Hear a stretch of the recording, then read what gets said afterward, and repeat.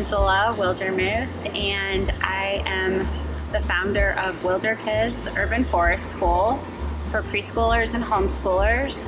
And for about the past 10 years or so, I have been with children in nature and observing the children and supporting them in playing outside, whether it's in a backyard, in a park, or just on walks through the neighborhood. So I just wanted to share some things that I've learned along the way about how to incorporate children into the sustainable backyard. I was on the Sustainable Backyard Tour in around 2015. I was a host, and I showed different ways that I incorporated my children into my backyard garden. My boys are older now, they're 12 and 14, but like I said, I've been with little guys a lot out in nature. And one of the things that all the children, almost all the children that I have ever been with become so excited about is finding wild things in the garden and in the yard that they can eat. So one of the easiest things is wild violets, which are all growing right now in St. Louis, and it's April. We're in mid-April. So this is a wild violet, and I tell the children they taste like lettuce, but they're a little peppery. They have a little kind of bite, kick to them in a way. So I always show the kids I always demonstrate first how to eat it, even though it's obvious, but they need to see, sometimes kids need to see the adult eat something first before they're going to eat it, which is a good idea. So I just eat it, the whole thing, the stem, the leaves, the petals. It is like the texture is like lettuce. So I say it's like lettuce for kids so they're not too afraid of it, even though it tastes a little bit different. So having dead wood in your yard is such a great idea if you want to have a sustainable yard that is child friendly. Kids can jump on these stumps, they can roll them, they can try to pick them up, they can use them as a table or a chair. And one of the coolest things is that the decomposing wood attracts the bugs and worms underneath. So I'm going to pull this one out.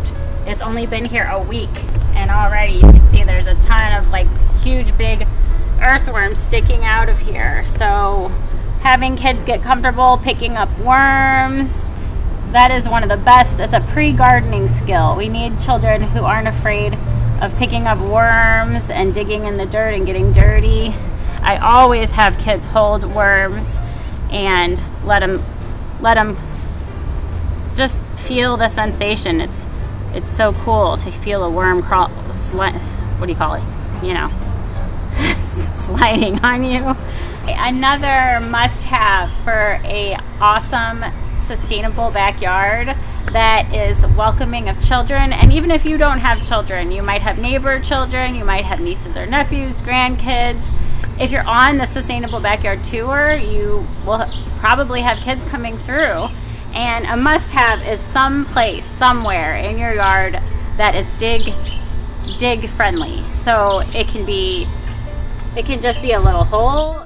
This yard happens to have this little hole right here with a couple little shovels, but it could be something more formal. It could be just a section of your raised bed. It could be a lot of families have sandboxes, but it doesn't have to be formal either. It could just be a section in the back corner of your yard, somewhere where you can point kids to and let them dig and look for stuff, or just the sensory alone is amazing. And that's what it means to be a gardener. You're constantly digging through the dirt and feeling it. So that's amazing for children to be able to dig and have freedom to play in the dirt.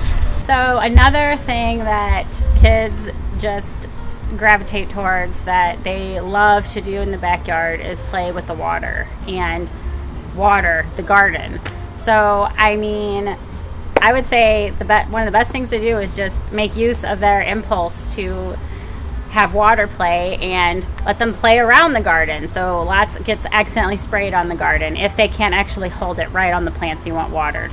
But definitely there's so many different things they can practice pouring and You can recycle old teapots, and there's so many ways to be creative with water. So if you have made your yard a organic and pesticide-free yard, then it is such a safe place for kids to play.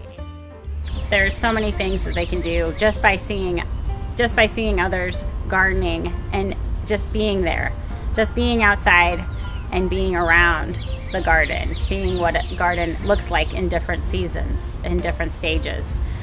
That was some of my best tips for how to incorporate children into a sustainable backyard. And don't forget that when your yard is pesticide free and organic, that it's not only safe for bugs, bees, birds, and all the wildlife, but it's also safe for children. So thanks a lot.